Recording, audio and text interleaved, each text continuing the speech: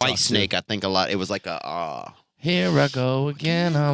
Those guys? People died in a White Snake? No, it was called Great White. Great White. I was 14. Wow. But it was at the station fire. Wow, rest in peace to those people. Yeah, rest in peace. So this last 9 months is really when it's been going down. I feel like. So what does that mean? Do you mean you're out in L.A. or whatever? Like what changed in the last 9 months for you? Well, I think Joe Rogan really gave me a lot of support by having me on his podcast a couple times. He's a fucking kingmaker, dude. It's the mafia. It's like he kisses you on the cheek and you're a made man and you're in with him and Bert and he runs the world. I mean, it's crazy how there's no articles that I've heard he gets 40 million listens a week. I've heard more. Yeah, I've heard it's like.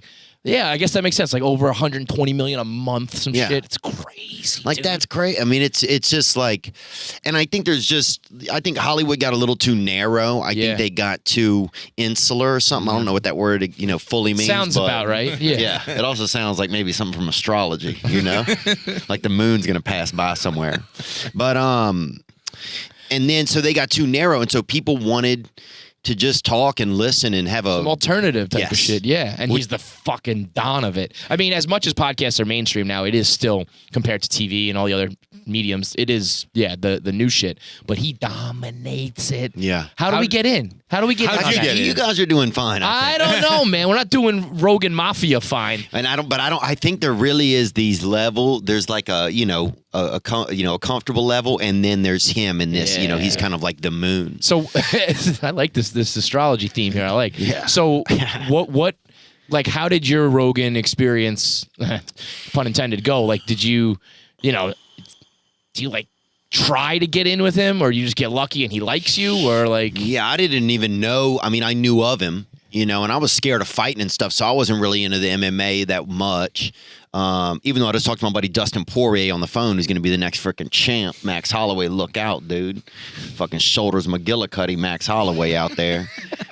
But anyway, I don't know a lot of that means, but anyway, you just said, but yeah. But I remember I got a DM from him one time in my Twitter inbox, and it was like 11 o'clock at night, and it was like, "Hey man, let's podcast." Dude, and I just fucking that's it. Yeah, that's the DM like that. You get that, it's like my career is made. Honestly, like your life will never be the same after that. I felt like I just felt welcomed into this kind of like little universe, kind of, And then after that, he's also just been super nice, and he's had me back on there, and we didn't even know each other really, so it was almost like we just gotten to know each other in that space, and.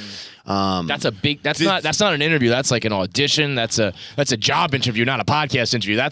I'm like trying to prove myself. Yeah, but that's pearly gates. That's like loitering around the pearly gates. That's right. We had Bert on a couple months ago probably, and Bert was talking about when he showed up, and he's like, I'm just gonna tell you, I need an hour to fanboy. And he got in there, and he's like, I ran around, I was playing pool. He's like, I was like a kid in the candy shop. And then I got worn out, and I was like, okay, now we can podcast. But what's funny is, that was a while back, and I said to him, like, would you recommend doing that now? And he was like, fuck no, Joe would hate you if you did that now. Yeah. So I feel like the fact that you got in now when things already have really popped, I think that's a big testament to like what you're doing out there, because I don't think he lets just anybody into the crew, really, Yeah, it's like a thing he chooses. You can't like ask him about it. Right. It's like it's some mafia shit. It's crazy. He's the Godfather. It really kind of is, man. And then Joey Diaz has been very supportive. Coco Diaz. I mean, that guy calls me once a week just to see like how I'm doing, like on a human level, like what's going on, and But then, so I think the comedy was going. I've been working hard at the comedy. I've been doing it for about 14 years. And then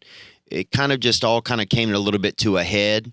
And then also, like, Hollywood, I feel like, to me, all the celebrities kind of went one way in the election. And it seemed like they were judging the rest of America as if they were seceding from the country or something, and that is what it is, right? But it left this whole, people were angry. I was angry. People were making fun of where I was from, or just it felt like that vibe. And so I think there was just kind of this, and there's no Southern people. They haven't even put a Southern person on television in, I don't think, 20 years. I mean, I can't even imagine how much Blake Shelton gets hit up to do everything. It's like there hasn't been a He's the only comedian. guy. Yeah. Well, we had Luke Bryan on Tuesday. He's your American Idol guy. Was that awesome? Yo, he's the He was fucking man. Is he handsome? What's he like, bro? I like women, but what is Dude, I like women too, and I was like, I get it. Yeah. Call me up. Like, I don't, I know who he is, of course, but I don't really know his music, and I don't know him that well. So I was kind of like, what's the big deal? Let's see what happens. He walked off the elevator. I was like, damn. Tall guy, handsome. He's one of those people. Like we've had a lot of celebrities. Oh, he's like nice Santa. Tan. Yeah. He's got looking one sharp. of those vibes where it's just like, okay, I know you're somebody. Like, whatever you say, whatever you do, fucking matters. You have power. Yeah, you he can, feels it. like Yeah, like a There's a superhero, vibe. like Captain Marvel. We saw that Monday night, and like she's got like those powerful fists that just like radiate, and like that's his whole body. Oh, imagine if he comes on your back, bro. Fucking, It's just hot. It's like, yeah. It's like going down a water slide without even going down one, It probably just feels fucking cool, If you're into that kind of stuff, dude. if you're into come on your back, bro, no big deal, man. Which I've never been into, dude. I did have a bird shit on my back at the beach once, That's and I gotta be fucking similar. got nervous. Yeah, I got nervous that maybe I'd fallen asleep in kind of a men's area, But I do. Beach. Somebody come on me.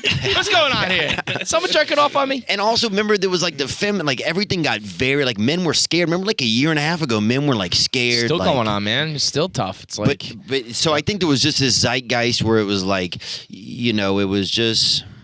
I don't know. And that's how I think podcasts really popped as well to another level, because it was like the place where men could talk about stuff, even their own fears and stuff. You know? yeah. I mean, that's what we do here is Yeah. we joke around. Yeah, we don't really everybody, talk about being men because we're not. yeah, everybody talks about being the alpha male, and we're like, we're beta boys, man. We just, Yeah. we're not that tough. We're not that cool. We'll just fucking, you can come on my back, whatever. God.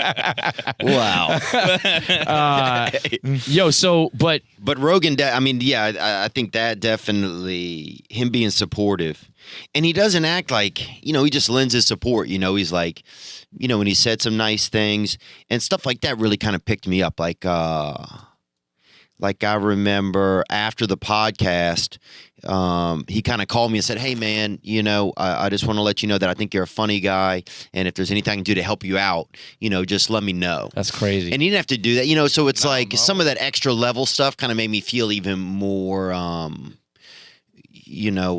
not like, Accepted. yeah, just accepted.